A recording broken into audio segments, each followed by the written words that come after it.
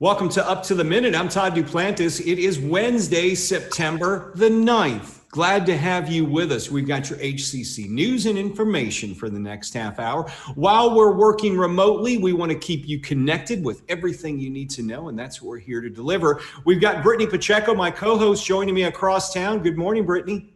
Good morning, Todd. Excuse me, and good morning to everyone joining us this morning for Up to the Minute. We always appreciate you taking the time out of your morning to watch this little podcast to stay up to date with the latest from HCC, as Todd has said. I also want to remind everyone to take a moment to follow us on social media. We're on Facebook, Twitter, and Instagram. And don't forget about our YouTube channel, because you will find all sorts of great information in many different formats. So be sure to follow us everywhere. And last but not least, we need your help to not only grow our audience, but to make sure that we do share this information beyond just our little community that is HCC. So if you share this podcast, that'd be a great help to us to make sure that, we're going to reach someone out there who might not be aware about Up to the Minute and HCC.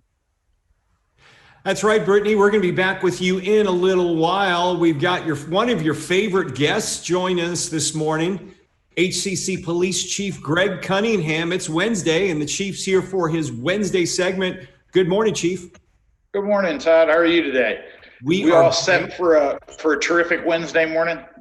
You know, it's always terrific when it's a Wednesday morning. We're halfway through the week and we had one day off. So how can you beat that? We've got a lot to talk with you about as we gear up for students and faculty and some staff heading back into our buildings. We'll talk more with you in just a little while. But our first guest is from our Public Safety Institute, the Public Safety Center of Excellence, the program coordinator for HCC's Fire Technology Program.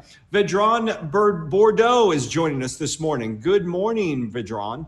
Good morning. How are you doing this morning? I'm wonderful. How are you, sir?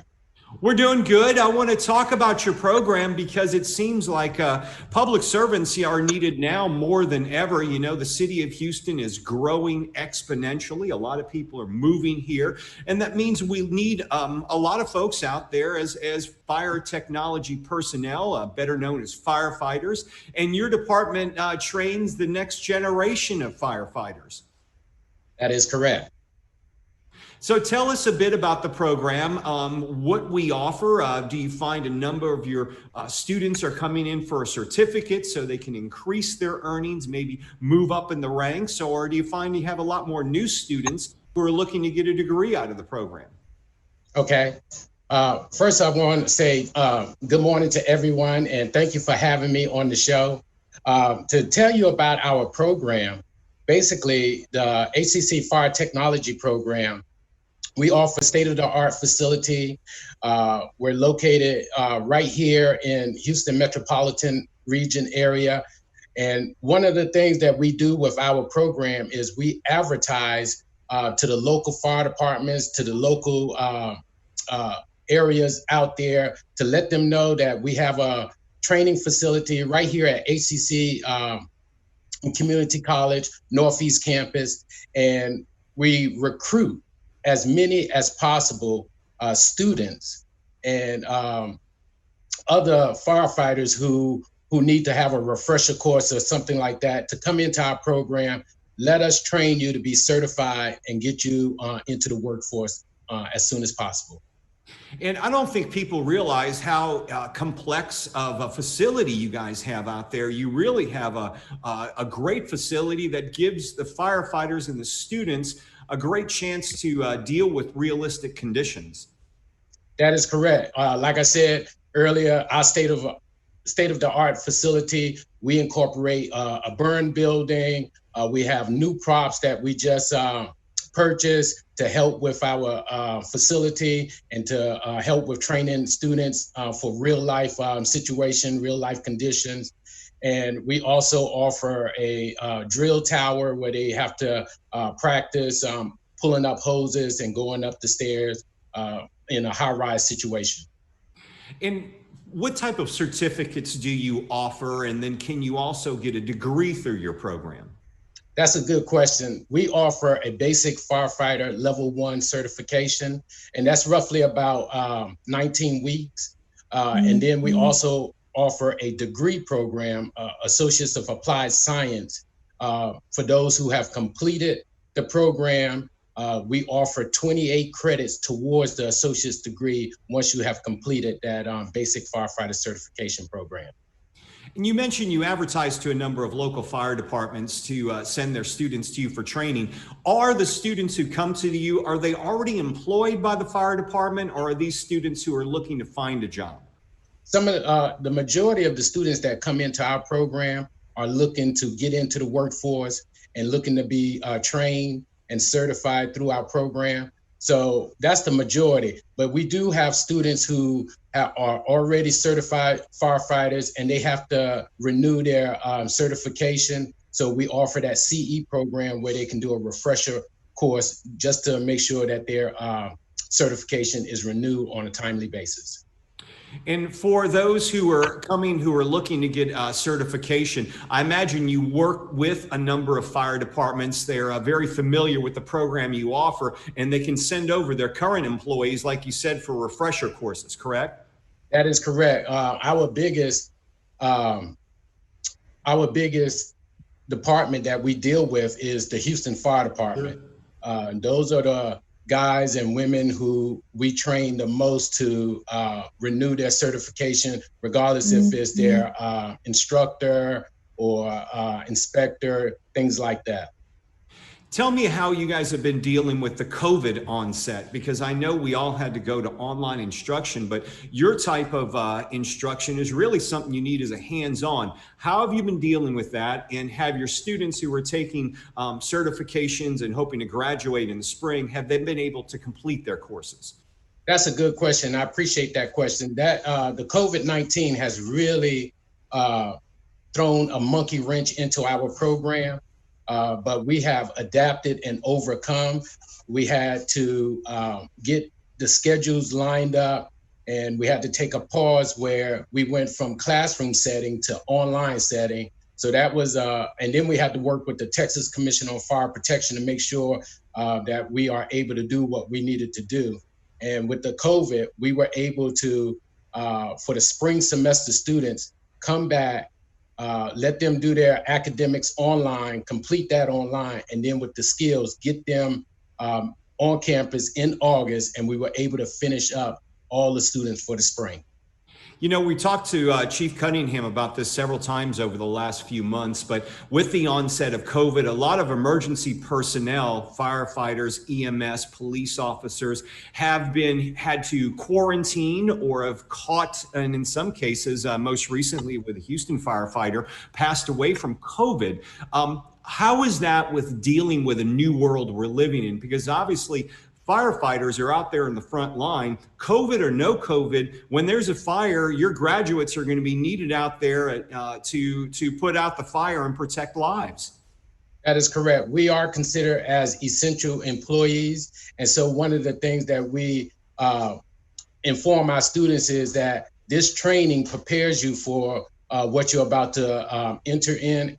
Like you said, COVID or no COVID, we have to prepare our students to be ready for real world emergencies, real world life situations.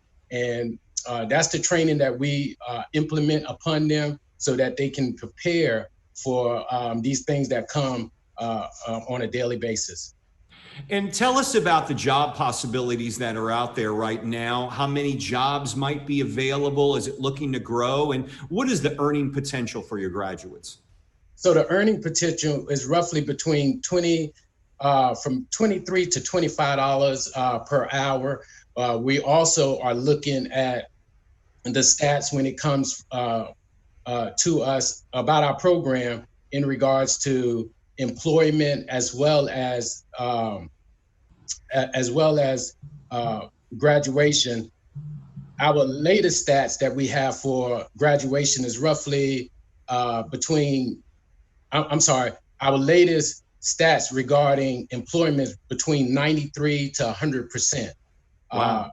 Yes. And then with our graduation rate, we are at this point dealing with a situation, COVID-19, that has really thrown a loop. So our graduation rate is kind of fluctuating. where we were at 90%, and now with the COVID-19 going on, we're waiting on the results to see when these students take their state exam, where we're standing at with our graduation rates.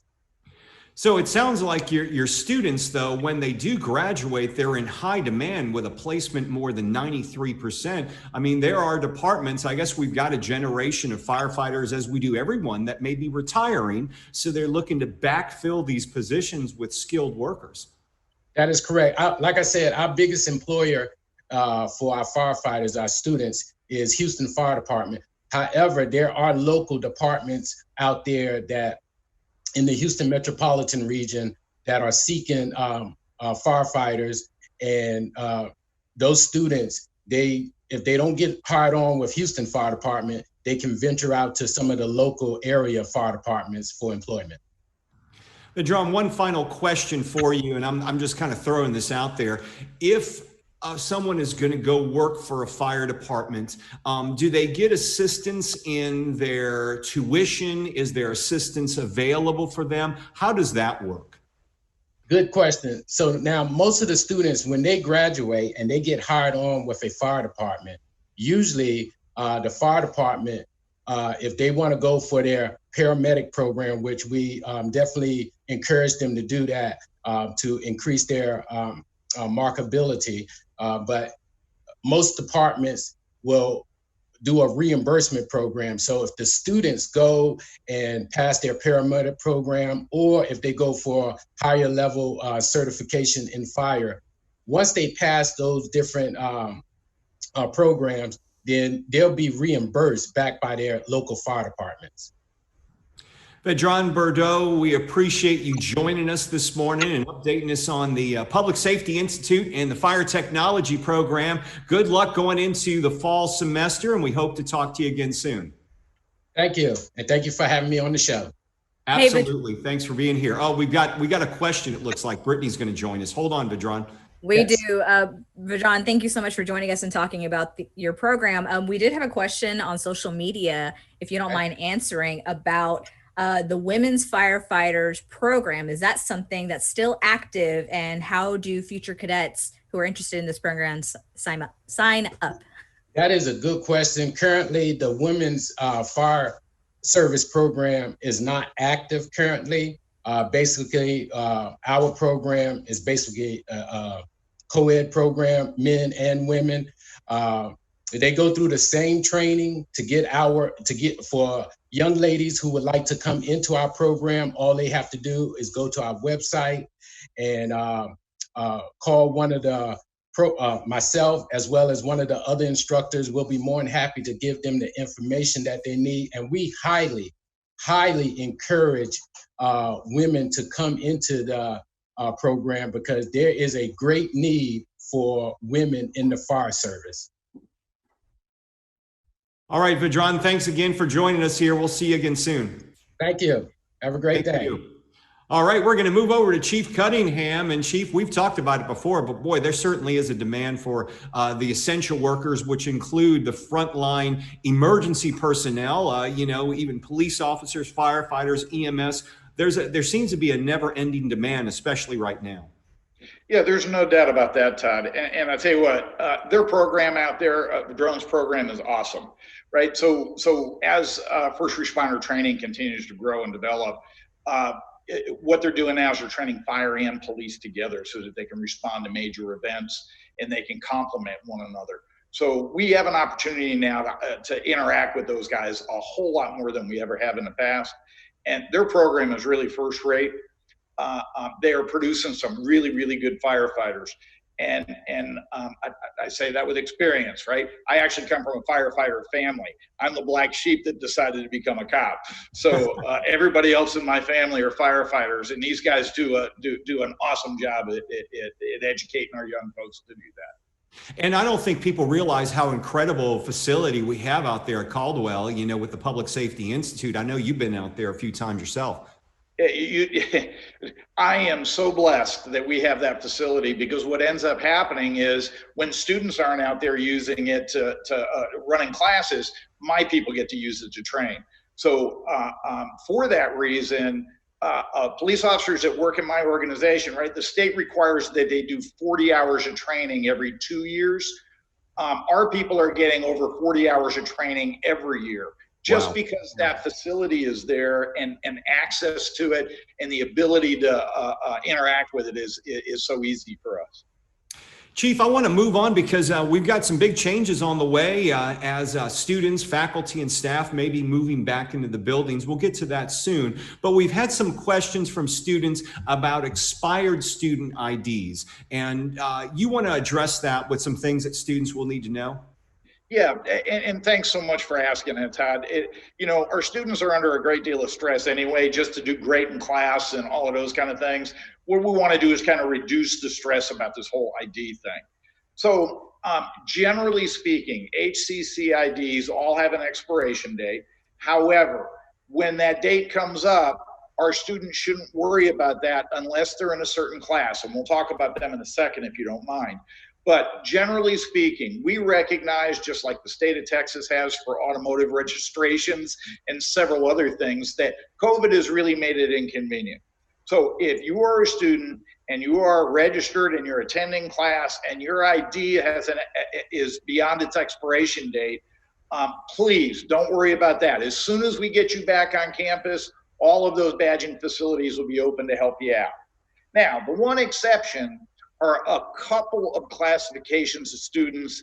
Off the top of my head, nursing is one of them, right? Because part of their getting their certification or being able to qualify to take their tests are that they have to do clinicals at places other than HCC.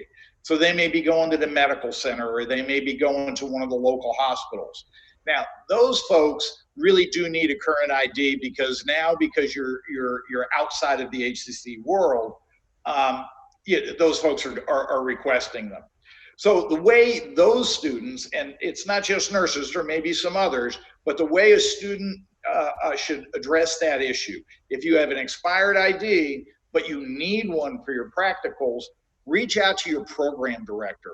The program directors are already connected with the ability to get you a new and updated badge, so that your host location is fine with you coming in.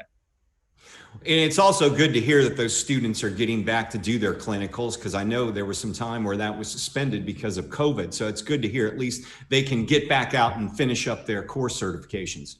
Yeah, absolutely. And we've been doing that in small groups all summer. So what we're trying to do is keep the classes down to under 10, right? With the social distancing and all of the protocols in place. But what that means is that if you had a class of, say, 30 students, but we're only doing 10 at a time, right? We have to run 3 sets of clinicals. And that all of the faculty and staff have been working all summer to get those spring folks cleaned up and get them done and certified. And now what we're doing is turning our attention to the fall group, the folks that have registered for classes that have clinicals associated with them. Chief, I know another thing that people need to be aware of, students, faculty, and staff, are parking permits, which may have expired over the COVID time. We haven't been to campuses for a while, but we need to keep up with those as well. Yeah, we sure do. So that and a change, right? So just for everybody's knowledge, on September 1, your parking pass expired, right? So if you haven't gotten one that has a new date on it, then your parking pass is really expired, and you need to take some action right away. Now, for students, there's never been a lot of pressure for students to have parking passes, but we're changing that this year. We want all of our students that are driving cars to have parking passes as well. What it does is it allows us to find them or come to them if their car is hit in the parking lot by accident, or there's some damage to it, or they left their headlights on, or something like that. So this is a big campaign this year to have all the students get their cars registered and get a parking pass as well. Chief, I know this may be still up in the air, but I know there's a lot of folks who've asked about 3100, and I know it's still kind of being planned about moving back in. Right now, there are no plans from what we're understanding. But when we do return to 3100, as far as you know, the parking in the garage, I know the second level and the top 2 level were designated for HCC people. Do you anticipate that still happening when we do move back into that garage and start parking there again? Parking as a whole, we're kind of looking at it. So I don't want to write any guarantees, but I don't see anything changing on short notice without a lot of discussion on the front end.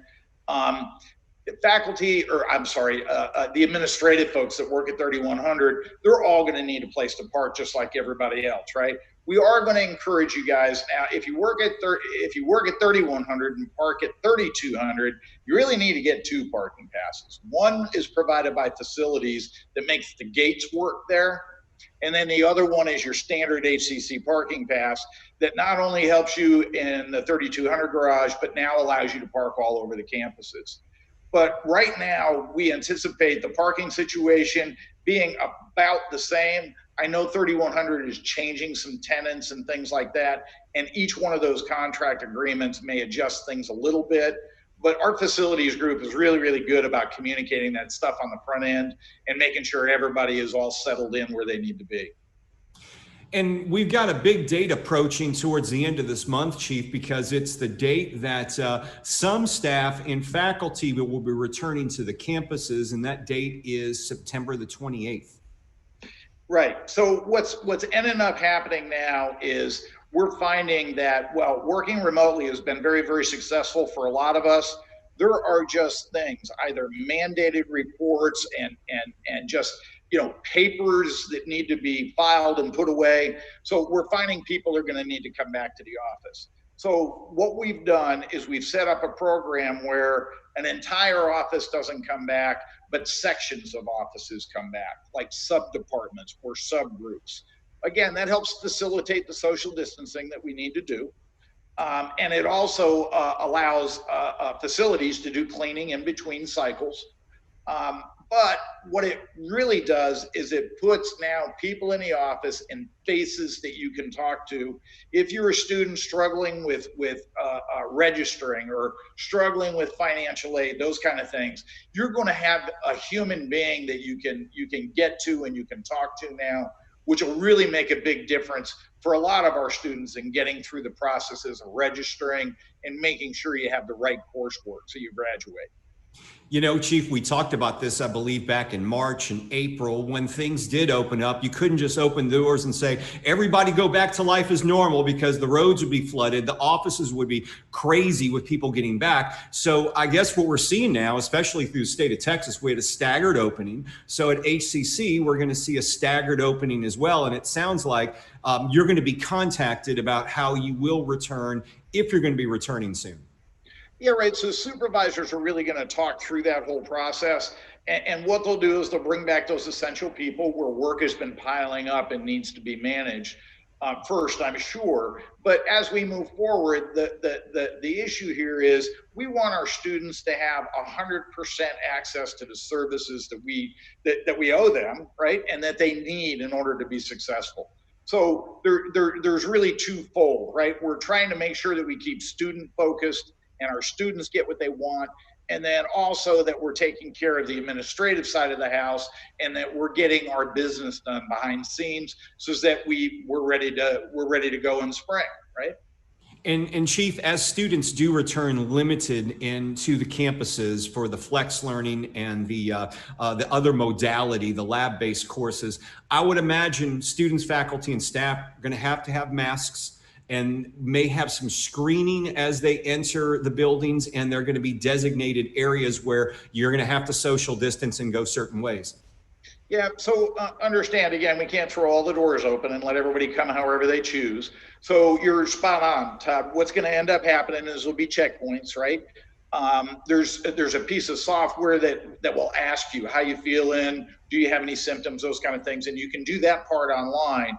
But when you physically get to the campus, there's going to be a portal or a door, right, where you're going to enter that campus site, and they're going to take your temperature, make sure that everything is good, that you've already done your electronic response. And then what happens is we're going to send you into the buildings by controlled paths, if you will, right? Again, for social distancing, we've set up the lounge areas, but we've set them up to make sure that they're safe and there's social distance there, right? So if you have to sit down and take care of some business, there's a place to do it, but some of the furniture isn't there or in use. So please, when you come, pack your patience, right? We're here to serve you, and we're here to make sure that you can get done what you need to get done. But we may be, hey, you can only have 5 people in this area, or, do me a favor, walk this way down to that office. And all of that is about channeling our people so that our housekeeping folks can come behind them and make sure that those places are disinfected, cleaned properly, so that tomorrow when we open up, those folks are safe too. Chief, some important points that we've talked about this morning. We appreciate you joining us as you do every Wednesday morning. We look forward to seeing you next week. Well, you hang in there, Todd. It's always a pleasure to be here, and I appreciate the time. Thanks, Chief. We'll see you next time. Take care. Bye-bye now. Bye-bye. So, Brittany, that date, September 28th, coming up pretty fast for a lot of people who are going to be returning to campuses. And October 5th really isn't that far away as well, less than a month away. But things are going to look a lot different when we do, or some of us, when we return to campuses.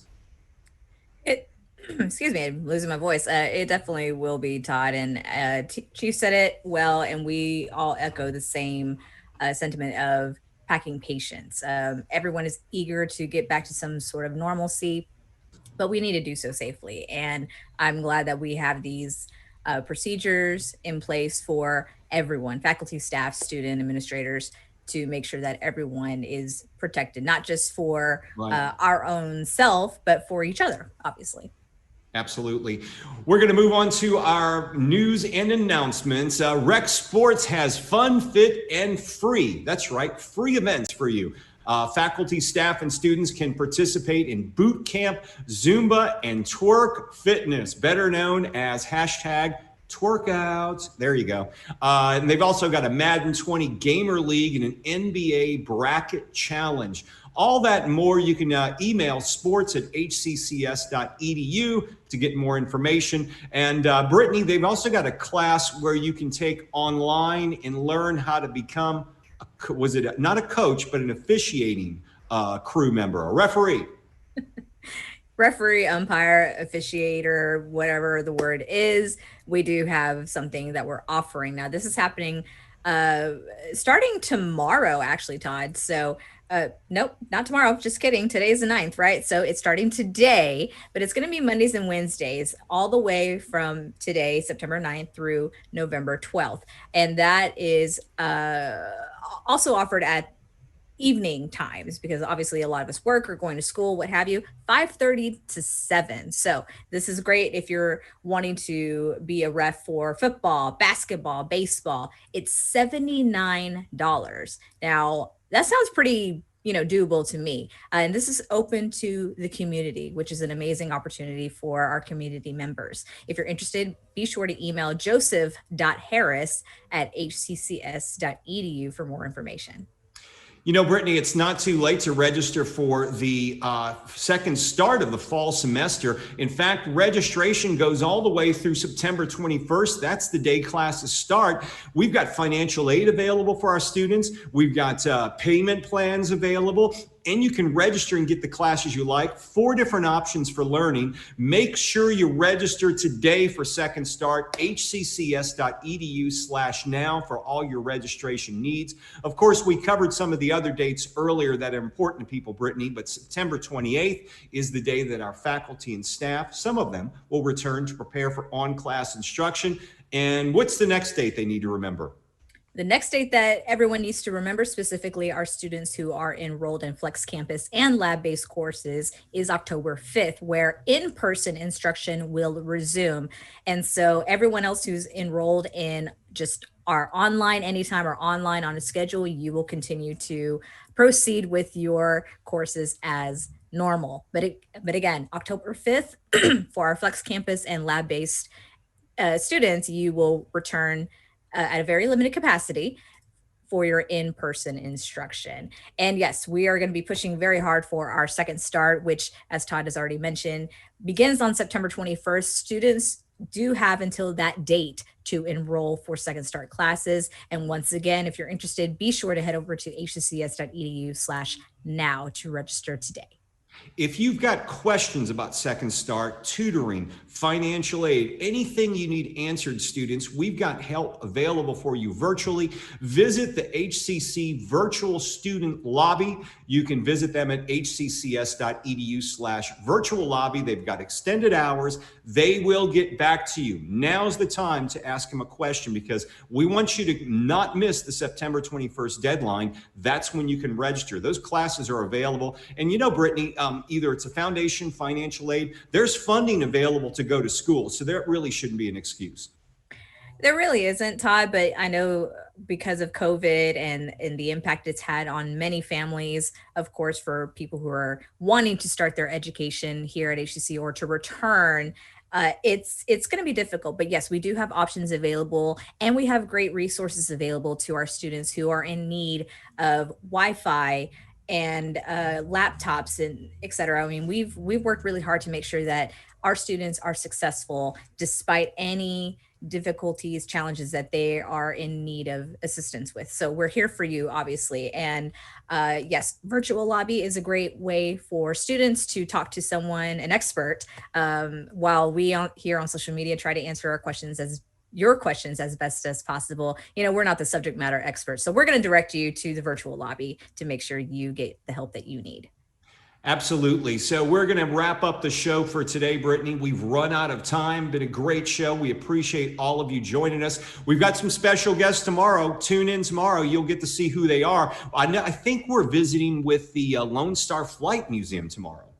We certainly are. I'm really excited about that. They had their flyover earlier this summer, which I got to witness, which was great. And I'm excited to talk to them tomorrow. So everyone, be sure to join us tomorrow morning for our Up to the Minute. That begins at 10 a.m. Don't forget to like us on social media, and you have a great day today.